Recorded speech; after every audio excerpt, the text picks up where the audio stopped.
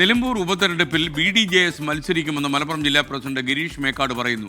സ്ഥാനാർത്ഥി പ്രഖ്യാപനം മിക്കവാറും നാളെ ഉണ്ടാകും. BDJSന് അടിത്തറയുള്ളൊരു മണ്ണാണ് നിലമ്പൂർ. താൻ തന്നെയാകും സ്ഥാനാർത്ഥിയാകുകയെന്ന് ഗിരീഷ് മേക്കാട്.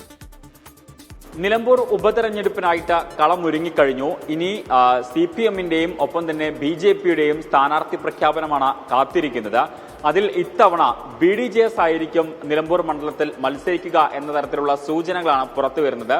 അപ്പോൾ അതുമായി ബന്ധപ്പെട്ടുള്ള കാര്യങ്ങൾ വിശദീകരിക്കാൻ BDJSന്റെ മലപ്പുറം ജില്ലാ പ്രസിഡന്റ് നമുക്കൊപ്പം ചേരുകയാണ്.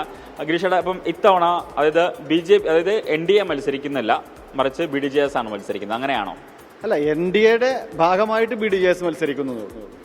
NDA ആയിട്ട് തന്നെയാണ് മത്സരിക്കുന്നത്. ഘടകകക്ഷി എന്നുള്ള നിലയ്ക്ക് BDJSനാണ് സീറ്റ്. അപ്പം അതായത് മത്സരിക്കില്ല, മത്സരിക്കും എന്നൊക്കെ തരത്തിൽ അഭ്യൂഹങ്ങളുണ്ടായിരുന്നു. അപ്പം അതിലിപ്പം മത്സരിക്കും എന്ന കാര്യത്തിൽ തീരുമാനം NDAയുടെ സ്ഥാനാർത്ഥിയാണ്, ഉണ്ടാവും, തീർച്ചയായിട്ടും ഉണ്ടാവും, മത്സരിക്കും. തെരഞ്ഞെടുപ്പ് തന്നെ അനാവശ്യമായിട്ടുള്ളതാണ്.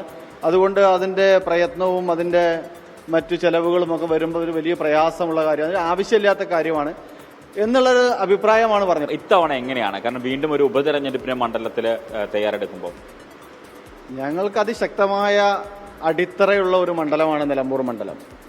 കഴിഞ്ഞ 2021 തെരഞ്ഞെടുപ്പിൽ BJPയുമായിട്ടുള്ള ധാരണ പ്രകാരം മണ്ഡലം വെച്ചു മാറിയത്. അപ്പം നിലമ്പൂർ മണ്ഡലം BDJSന്റെ മണ്ഡലമാണ്. അതുകൊണ്ട് തീർച്ചയായും BDJSനെ മത്സരിക്കും. നിലവിലുള്ള വോട്ടിന്റെ ഒരു ഇരട്ടിയായിട്ട് വർദ്ധിപ്പിക്കുക, ഒരു നല്ല പ്രവർത്തനം നടത്താൻ സാധിച്ചാൽ തീർച്ചയായിട്ടും ഒരു വിജയത്തിലേക്ക് തന്നെ എത്തിക്കാൻ സാധിക്കും തരത്തിലേക്ക് നിലമ്പൂരിനെ മാറ്റാൻ പറ്റുമെന്ന് തന്നെയാണ് ഞങ്ങൾ പ്രതീക്ഷിക്കുക. എന്ന് പ്രഖ്യാപനം ഉണ്ടാവും മിക്കവാറും 30-ാം തീയതി തന്നെ. നാളെ BDJSന്റെ സംസ്ഥാന എക്സിക്യൂട്ടീവ് കമ്മിറ്റി കൗൺസിലും അന്ന് തന്നെ അല്ലെങ്കിൽ പിറ്റേ ദിവസം രാവിലെ NDAയുടെ യോഗം ചേർന്ന് രാവിലെ തന്നെ പ്രഖ്യാപനം ഉണ്ടാവും. 1-ാം തീയതി നോമിനേഷൻ കൊടുക്കാൻ സാധിക്കും. അങ്ങനെ തന്നെയാണ് ഞങ്ങൾ പ്രതീക്ഷിക്കുന്നത്. എന്തായാലും സ്ഥാനാർത്ഥി പ്രഖ്യാപനം കുറച്ച് വൈകിയെങ്കിലും അതായത് തെരഞ്ഞെടുപ്പിന്റെ മുന്നൊരുക്കങ്ങൾ BDJS ആരംഭിച്ചിട്ടുണ്ടായിരുന്നു എന്നുള്ളതാണ് നമുക്കതിൽ നിന്ന് മനസ്സിലാകുന്നത്. എന്തായാലും അടുത്ത ദിവസം തന്നെ സ്ഥാനാർത്ഥി പ്രഖ്യാപനം ഉണ്ടാകും. 1-ാം തീയതി തന്നെ നോമിനേഷൻ കൊടുക്കാനുള്ള തയ്യാറെടുപ്പിലാണ് BDJS. ക്യാമറമാൻ മുനീഫ് തിരൂരിനൊപ്പം ഷഹദ് റഹ്മാൻ, 24 നിലമ്പൂർ.